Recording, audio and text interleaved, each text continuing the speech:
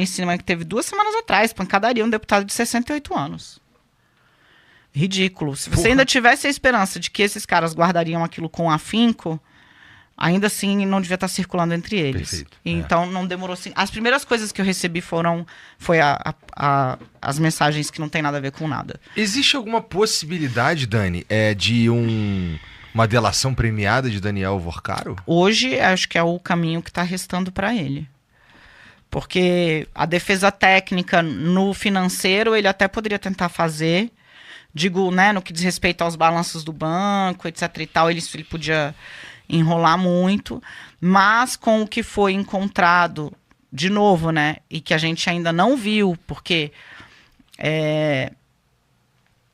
a Polícia Federal está segurando isso com, né, porque tem mesmo, senão você caga a investigação.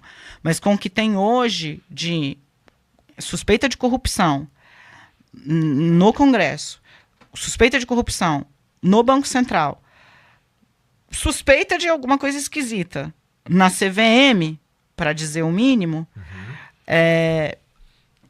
não tem defesa possível aqui. Pelo que eu tenho de informação, ele faz a mesma coisa com todo mundo.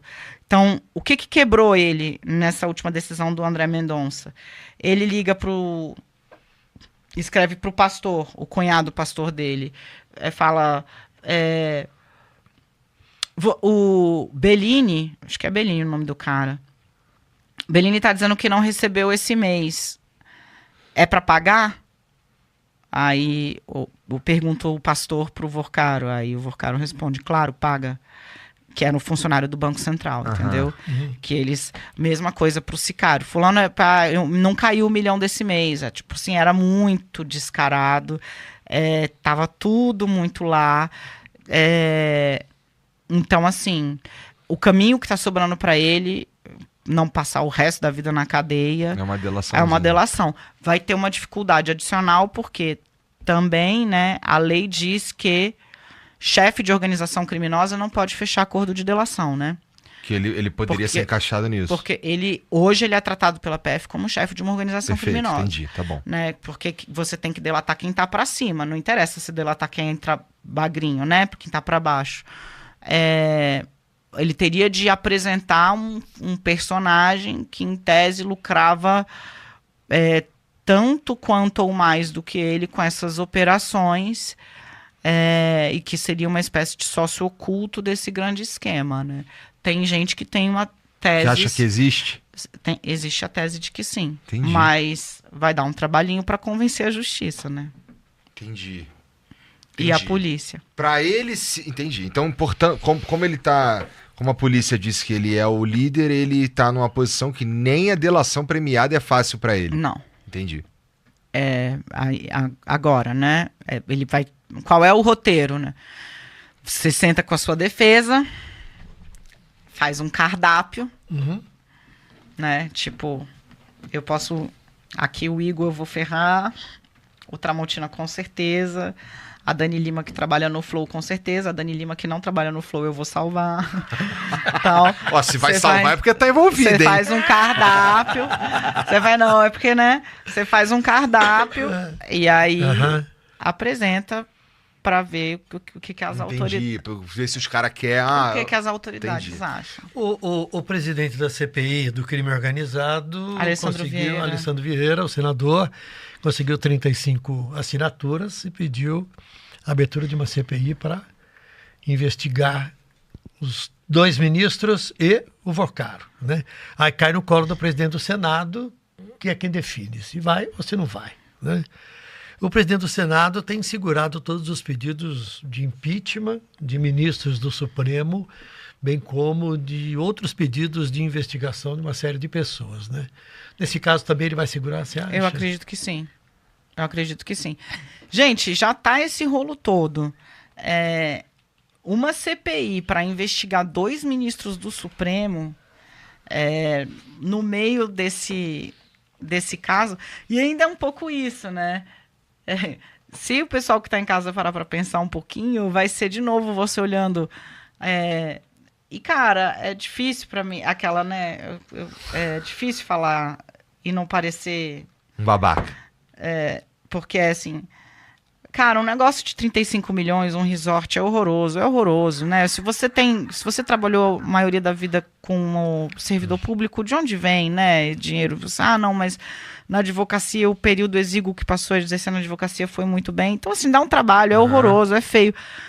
Mas, pelo amor de Deus, é R$1 bilhão só do fundo do Rio de Janeiro. A alegria que os senadores do Rio de Janeiro não estão sentindo e não terem de se debruçar sobre esse assunto agora? Verdade. Por que será? Sabe? Verdade.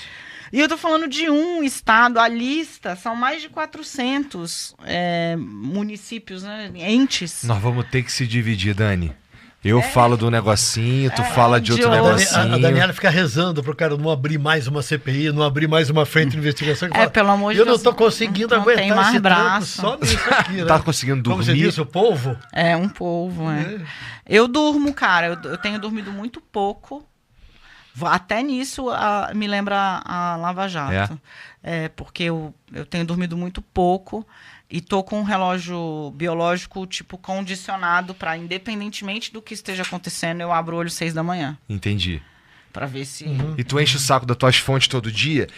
Que eu não sei como é que funciona. É tu que perturba eles. Eles não te mandam os troços do nada, né? Eu adoraria ser essa pessoa que receba os troços do nada. Não, perturbo todo mundo, perturbo muito cedo. Meu dia basicamente eu faço, assim que eu levanto, né, um giro pelos jornais, os 4 pelo menos, né, Folha, Globo, Valor e Estadão.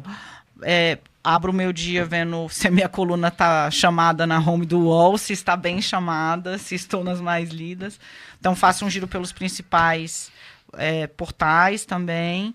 Dou uma olhada no que está acontecendo lá fora, porque hoje em dia também não dá mais para... Então, e a partir dali, do que eu li e tal, eu já tenho mais ou menos um mapa de onde que eu quero atirar. É o caminho para onde você vai hoje. aquele dia. Onde eu quero atirar hoje. Entendi. E a partir daí eu vou. E aí, bom, você falou que também tem que ficar vendo o que tá acontecendo lá fora, porque de fato tá acontecendo umas coisas lá fora, né? Dá, por exemplo, pra gente falar um pouquinho de Trump enchendo o nosso saco aqui, por exemplo. Né? Você tá sendo o umbigo do mundo, porque na verdade tem gente... É verdade.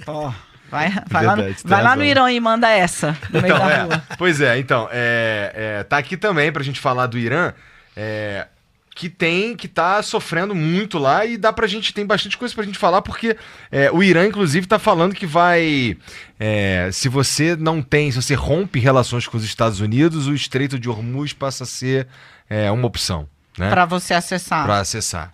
Então... a gente está falando de um conflito ali, Dani, que precisa se resolver logo, não precisa? Sim. Se vai, é que a gente já não dá para cravar. Porque o Estreito de Hormuz, tem economistas divergem um pouco, tá? Mas basicamente passa de 20% a 30% da produção global de petróleo passa por ali. Passa pelo Estreito de Hormuz, que é controlado pelo Irã. Só que o problema é que esse 20% a 30% que passa por ali é os 20% a 30% da OPEP, que é basicamente a organização dos países produtores, exportadores de petróleo, que estão ali no Oriente Médio e que tem um mercado imenso. Mas mais do que isso, o preço do galão de petróleo passa obrigatoriamente pela disposição da OPEP em dificultar a vida do mercado ou facilitar a vida do mercado. Então eles estão trancando quem tem o poder de fazer explodir uma crise inflacionária global ou não. O Irã, assim, eu acho, todo mundo que eu escuto sobre... Dá pra ela aí, Tramonto. Não, tem aqui ainda. É mais aqui. Acha que o Trump calculou mal esse passo, sabe? Porque assim, matou o Ayatollah Ali Khamenei, que era realmente o chefe da teocracia iraniana, um cara sanguinário, mulher e nada vale a mesma coisa lá. É de novo, né? Pior do que uma ditadura, é uma ditadura teocrática, onde basicamente vale a lei de Deus, e aí você pensa, né? Porque é isso, outro dia assassinaram... Se tu é a mídia pela qual Deus fala... E se as pessoas acreditam nisso, aí fica difícil. Tem o episódio mais brutal, né? Uma mulher foi assassinada pela polícia dos costumes porque estava com o véu mal colocado. Então, assim... dito isso, então, para ficar claro, não tem nenhum tipo de simpatia. Acho que calculou mal, porque matar o Ali Khamenei está longe de encerrar. Porque são 80... só de conselheiros ayatolás. E parando pra pensar também, o Khamenei, ele tinha, o quê, 90 anos? Tava perto dos 90 anos. Já tinha alguém preparado. O filho. Não, a linha sucessória, sabe aquela coisa assim... Tinha filho, tinha neto. Tinha filho, tinha neto, tem tudo. Todo mundo lá. Tem tudo. E o pior, assim, por mais brutal que isso seja, o Khamenei era alguém que estava negociando o tratado nuclear. Né? Era alguém que havia, depois de ter sufocado brutalmente os protestos das mulheres, mas feito concessões ali na direção de determinados estados, você não é obrigado a usar o véu. Diante do horror que é a repressão no Irã, ele era considerado quase um moderado. E o pior, os principais analistas do mundo... Você ainda não se inscreveu? Deu like e comentou? Você tá brincando com o perigo.